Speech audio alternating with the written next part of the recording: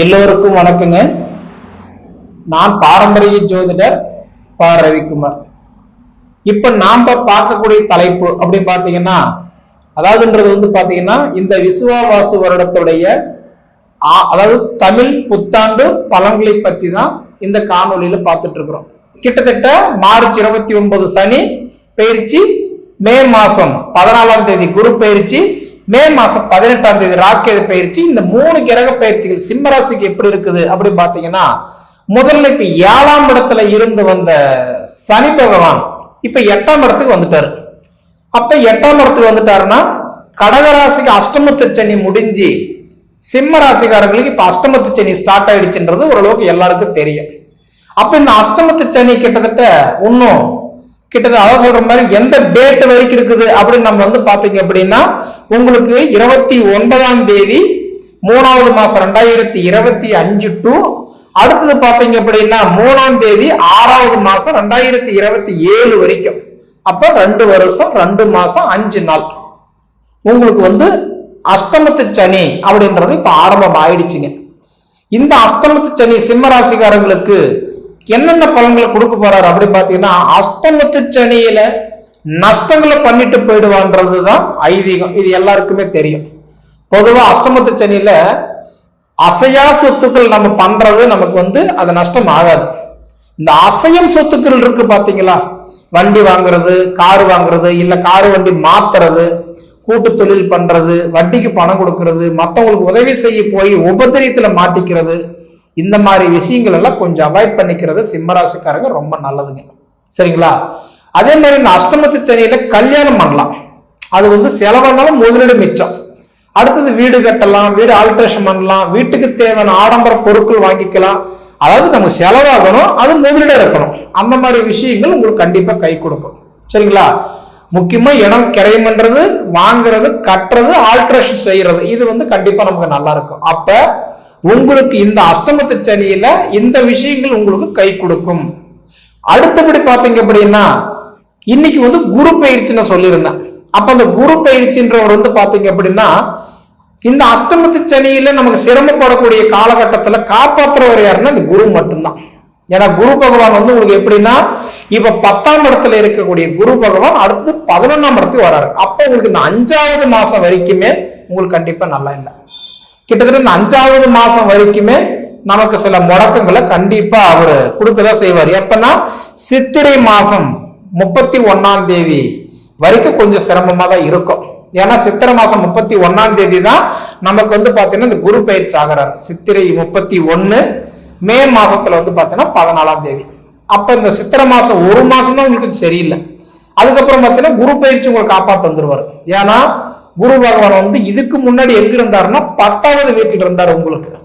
அதாவது பழமொழி சொல்ல கூட நீங்க கேள்விப்பட்டிருப்பீங்க, 10ல் குரு இருந்தால் பதவி கூட பறிபோக மாட்டான். அப்ப 2024வது வருஷம் மே மாசம் 1ஆம் தேதியில இருந்து இந்த 2025 மே மாசம் 14ஆம் தேதி வரைக்குமே பாத்தீங்கன்னா நிறைய சிம்மராசிக்காரங்களுக்கு வேலையில பிரச்சனை கொடுத்துருக்கோம், குடும்பத்துக்குள்ள கருத்து வேறுபாடு கொடுத்துருக்கோம், கணவன் மனைவிக்குள்ளார போராட்டங்கள் கொடுத்துருக்கோம், பணம் பிரச்சனை, கடன் பிரச்சனை, உழைப்புக்கு தகுந்த உயர்வு இல்லாம, வயசுக்கு தகுந்த வளர்ச்சி இல்லாம, நம்ம எதை கொண்டுதான் எந்த மாதிரிதான் நம்ம வாழ்க்கை போகுதுன்னு தெரியாமலே சிரமப்பட்டுக்கிட்டு இருக்கக்கூடிய ஒரு காலகட்டம் இருக்கதான் செய்யுது. அப்ப நிறைய பேர் சொல்லுவாங்க அஷ்டமத்து சனி வர்றதுனால உங்களுக்கு சரியில்லைன்னு சொல்லுவாங்க. அஷ்டமத்து சனி இப்ப நானும் சொல்றேன் சரியில்லை, ஒரு வகையில உண்மைதான். ஆனா அந்த அஷ்டமத்து சனியில் இருந்து நீங்க வெளியில உங்களை காப்பாத்துற ஒருத்தர் இருப்பார்ல, அந்த காப்பாத்துறவர் தான் இந்த குரு பகவான். ஏன்னா 10ஆம் இடத்துல இருந்த குரு பகவான் இப்ப 11ஆம் இடத்துக்கு வராரு, லாபஸ்தானத்துக்கு வராரு. தொழில் குருவா இருந்தவர் இப்ப அடுத்தது லாப குருவா வராரு. அந்த லாப குருவா இருந்து வரவர் கண்டிப்பா உங்களுக்கு நல்லது பண்ணுவாரு. நீங்க அது எப்படி சொல்றதுன்னா, குரு பகவான் நீங்க அதுக்கு பண்ண வேண்டியது இன்னைக்கு தட்சிணாமூர்த்தி வச்சு வழிபடுறது கண்டிப்பா ரொம்ப ரொம்ப நல்லது. ஏன்னா குரு பகவானுடைய வழிபாடு உங்களுக்கு கண்டிப்பா கை கொடுக்கும். அடுத்த குரு பயிற்சி உங்களுக்கு சூப்பரா இருக்குதுங்க. இதுல எந்த காலத்துக்கு கொண்டு யாரும் மறுக்க முடியாது. காம்போவா இந்த 3 பயிற்சி பார்த்தாலும் சரி, இல்ல தனித்தனியா நீங்க பார்த்தாலும் சரி, சனி பயிற்சி பாருங்க, அஷ்டமத்து சனி வருது நல்லா இல்லைன்னு சொல்லுவாங்க. அதே மாதிரி பாத்தீங்கன்னா குரு பயிற்சி தனியா பாருங்க, உங்களுக்கு சூப்பரா இருக்குன்னு சொல்லுவாங்க. ஏன்னா உங்களை காப்பாத்துற ஒரு அடுத்து குரு மட்டும்தான். சரிங்களா? அதே மாதிரி அடுத்தது வந்து பாத்துட்டீங்க அப்படின்னா ராகு கேது பயிற்சி மே மாசம் 18ஆம் தேதி ராகு கேது பயிற்சி. அந்த ராகு கேது பயிற்சின்றது வந்து பாத்தீங்கன்னா ராகு பகவான் 8ஆம் இடத்துல அஷ்டம ராகுவா இருந்தவர் இப்ப கலஸ்தர ராகுவா வர்றாரு. அப்ப சிம்மராசிக்காரங்களுக்கு நிறைய பேருக்கு திருமண பாக்கியம் இந்த டைம்ல சூப்பரா ஏற்படும். ஏன்னா ராகு பகவான் கலஸ்தர ராகுவா வர்றார், மாங்கல்ய ராகுவா வர்றார். அப்ப நிறைய பேருக்கு, அதாவது நாம ஒரு இடத்துல பொண்ணு பார்த்துட்டு வந்திருந்தாலும் நம்மளோட மாப்பிள்ளை வந்து பார்த்துட்டு போயிருந்தாலும் அவங்களுக்கு தான் நடந்திருக்கும். அப்ப நமக்கு தள்ளி தள்ளி போயிருந்திருக்கும். இது நினைச்சு பார்க்கறதுக்குள்ள நம்ம அது வரிசையில போயிடும். என்ன காரணம், ஏது காரணம், நம்மளால மத்தவங்க நல்லா இருக்கிறாங்களே நாம நல்லா இல்லைன்ற ஒரு குழப்பம் இருந்துட்டு தான் இருக்கும். அப்ப இந்த கலஸ்தர ராகு உங்களுக்கு சூப்பரா வேலை செய்யும். அப்ப 100% உங்களுக்கு மாங்கல்யத்துக்கு இந்த ராகு பகவான் சூப்பரா வேலை செய்ய போறாரு. ஒண்ணு. அதே மாதிரி கேது பகவான் வந்து பாத்தீங்கன்னா இப்ப 2ஆம் இடத்துல இருந்த கேது பகவான் ஜென்மத்துல வந்து உட்கார்றாரு.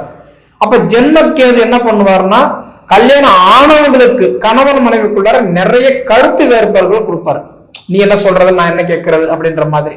கேட்டா நான் சம்பாதிக்கிறேன், நான் செய்யறேன், நீங்க அண்ணன் வீட்டுல வாங்கிட்டு வரலையே, உங்க அப்பா அம்மா கொடுக்கலையே அப்படின்ற மாதிரி தேவையில்லாத உங்களை டென்ஷன் பண்ணி பாக்குற அளவுக்கு தான் இருக்குங்க.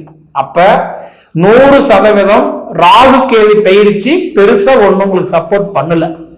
அதே மாதிரி முழுக்க முழுக்க சனி பயிற்சி சப்போர்ட் பண்ணல. அப்ப அந்த 3 பயிற்சியில் பாத்தீங்கன்னா குரு பயிற்சி மட்டும்தான் உங்களுக்கு ஓரளவுக்கு சப்போர்ட் பண்ணுது. அப்ப இந்த ராகு கேது பயிற்சி ஏதாவது வக்கரத்துல வரும்போது நல்லது பண்ணுவாருன்னா ராகு கேது வக்கர கிரகம் தான், அதனால அவர் வக்கரத்துல வரமாட்டாரு. அதனால அது முக்கியத்துவம் நம்ம எடுத்துக்க வேண்டியதில்லை. சனி பயிற்சி வேணும், சனி வந்து வக்கரம் அடைகிறாரு பாத்தீங்களா, அந்த தருணம் உங்களுக்கு சூப்பரா இருக்க போகுது. ஏன்னா சனி பகவான் வந்து கிட்டத்தட்ட வக்கரம் அடையும் போது ஒரு 4 மாசம் வக்கரம் அடைவார். அந்த வக்கரம் அடையக்கூடிய காலகட்டத்தில் பாத்தீங்கன்னா அந்த டைம்ல நீங்க வந்து பாத்தீங்கன்னா வண்டி வாகனம் எடுத்துக்கிறதோ மாத்திக்கிறதோ, அதாவதுன்றது வந்து ஒரு சுப காரியங்கள் பண்ணிக்கிறதோ இல்ல தொழில் கொஞ்சம் பெருசு பண்ணிக்கிறதோ ஆல்ட்ரேஷன் பண்ணிக்கிறதோ இந்த மாதிரி விஷயங்கள் உங்களுக்கு ஓரளவுக்கு நல்லா இருக்கும். இருந்தாலும் சனி பகவான் வக்கரம் அடையும் போது உங்களுக்கு நல்லது கொடுப்பாரு.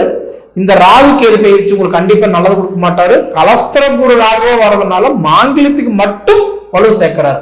சரிங்களா? இதை தவிர வந்து பாத்தீங்க அப்படின்னா உங்களுடைய நேர காலம் 100% கோதி வருடத்துல இருந்த ஓரளவுக்கு அந்த நன்மை பலன்கள் இந்த வருடத்துல கொஞ்சம் சிரமங்களா தான் இருக்கும். ஏன்னா ஒரு சிலருக்கு குரோதி வருடத்துல சிரமப்பட்டிருப்பீங்க, இந்த வருஷம் ஓரளவுக்கு உங்களுக்கு கை கொடுக்கும். ஏன்னா குரு வந்து 10ஆம் இடத்துல இருந்து 11ஆம் இடம் வராரு இல்லைங்களா, அப்போ ஓரளவுக்கு கண்டிப்பா நல்லா இருக்கும். இருந்தாலும் அதாவது இந்த காதல் கல்யாணம் ஓரளவுக்கு நல்லா இருக்கும், கல்வி ஓரளவுக்கு நல்லா இருக்கும், இடம் மாறிட்டுங்கிறவங்களுக்கு கண்டிப்பா நல்லா இருக்கும். இடம் மாறணும் மாத்தணும் அப்படின்னு நினைச்சா கண்டிப்பா யாரும் கேட்க வேண்டாம், மாத்திக்கோங்க. தொழில் மாறுறீங்களா, இல்ல இடம் மாறுறீங்களா, வீட்டு ஆல்ட்ரேஷன் பண்றீங்களா, வீட்டு வாசல் மாத்தி உட்காடுறீங்களா, வாஸ்துப்படி உங்க ராசிக்கு எந்த பக்கம் உட்கார்ந்தா நல்லா இருக்கும் எப்படின்றத பார்த்து அதுக்கு தகுந்த மாதிரி உட்காருங்க. கண்டிப்பா உங்களுக்கு இந்த பிரபஞ்சம் உங்களுக்கு நல்லா சப்போர்ட் பண்ணும். சரிங்களா? சரி நேயர்களே, உங்க பொன்னான நேரத்தை ஒதுக்கி எவ்வளவு நேரம் என்னுடைய காணொலியை நீங்க முழுமையா பார்த்ததுக்கு மனசுல இருந்து கேட்டுக்கிறேனுங்க. நன்றி.